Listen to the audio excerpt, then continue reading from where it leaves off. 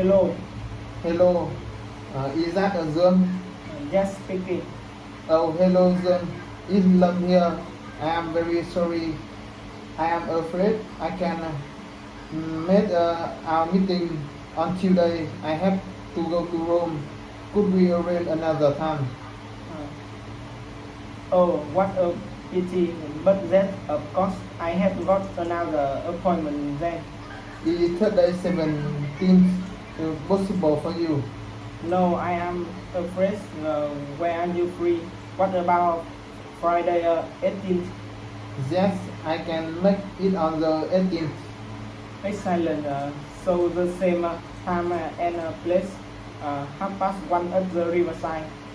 Yes, thank you Dương, and I do apologize. It's no problem at all. Have a good trip to Rome. See you on Friday. Goodbye.